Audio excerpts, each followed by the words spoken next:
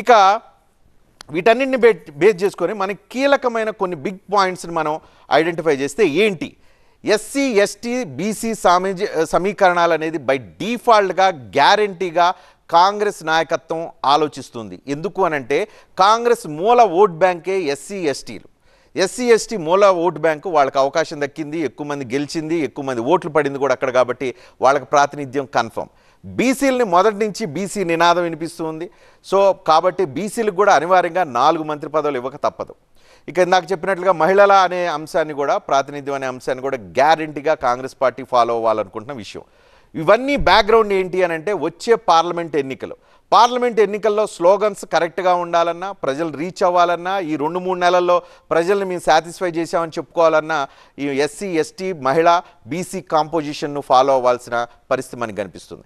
అదేవిధంగా కొత్త జిల్లాలు 33, కాబట్టి మనకు ఉన్నది పదవులు, మంత్రివర్గ పదవులు మొత్తం ముఖ్యమంత్రితో కలిపి 18, కాబట్టి పాత జిల్లాల 10 జిల్లాల మేరకు పదవుల ఎంపిక అనేది జరిగే అవకాశం మనకి క్లియర్గా కనిపిస్తుంది. అదేవిధంగా సీనియారిటీ మరియు పార్టీ లాయల్టీ. కాంగ్రెస్లో పార్టీ లాయల్టీ సీనియారిటీకి అత్యంత ప్రాధాన్యత ఇస్తారు.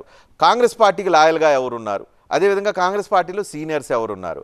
నిన్న కాంగ్రెస్కి సంబంధించిన జనరల్ సెక్రటరీ క్లియర్ కట్గా చెప్పారు, వన్ మ్యాన్ షో ఉండదు, ఇట్స్ ఎ టీమ్ ఎఫర్ట్. కాబట్టి సీనియారిటీ పార్టీ లాయల్టీని క్లియర్గా ఫాలో అయ్యే అవకాశం కనిపిస్తుంది. దీంతో పాటుగా అధిష్టానం ఇన్వాల్వ్మెంట్ ఉండే అవకాశం ఉంది. కాబట్టి డీకే శివకుమార్, ఠాక్రే, వేణుగోపాల్, అదేవిధంగా మాణిక్ ఠాక్రే వీళ్ళందరి చుట్టూ ఢిల్లీలో ఇప్పుడు చాలామంది చక్కర్లు కొడుతున్నారు. అధిష్టానం ఛాయిస్ కూడా ఉంటుంది, కాబట్టి ఆ రూట్లో నుంచి ఎంతో కొంత మంత్రివర్గంలోకి రావాలని ప్రయత్నం చేసేవాళ్ళు కూడా కనిపిస్తుంది. ఇవన్నీ పక్కన పెడితే ఇందాక నేను చెప్పినట్టుగా రేవంత్ రెడ్డి నిన్న ఢిల్లీ వెళ్ళడంతోనే తన జేబులో నుంచి ఒక స్లిప్ తీసి ఇచ్చారు.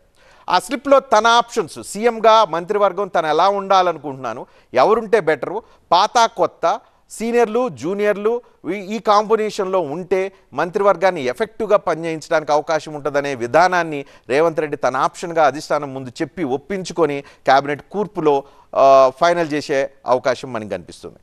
మొత్తంగా చూస్తే మంత్రివర్గ కసరత్తుకు ఇంత ఎక్సర్సైజ్ పడుతుంది. నేను మీకు చెప్పడానికి 20 నిమిషాలు సమయం పట్టింది. సో కూర్పుకి వాళ్ళకి ఇప్పుడు 2 రోజులు 3 రోజులు పడుతుంది. ఇది కూడా రేపటికి పూర్తి స్థాయిలో కూర్పు రాదు. రేపు మ్యాక్సిమం 6 నుంచి 9 మంది మాత్రమే ప్రమాణ స్వీకారం చేస్తారు. రేవంత్ రెడ్డి హైదరాబాద్ వచ్చి ఎమ్మెల్యేలతో భేటీ అయిన తర్వాత ఆయన మెసేజ్ ఇస్తారు. ఆ తర్వాత మిగతా మంత్రివర్గ విస్తరణ పూర్తి స్థాయిలో ముఖ్యమంత్రితో పాటు మరో 17 మంది మంత్రివర్గ విస్తరణ చేయడానికి ఇంకొంత సమయం తీసుకునే అవకాశం.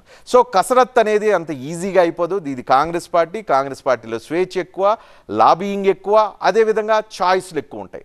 కాబట్టి కూర్పు అనేది చాలా చాలా క్రూషియల్గా ముందుకెళ్లే అవకాశం మనకు కనిపిస్తుంది.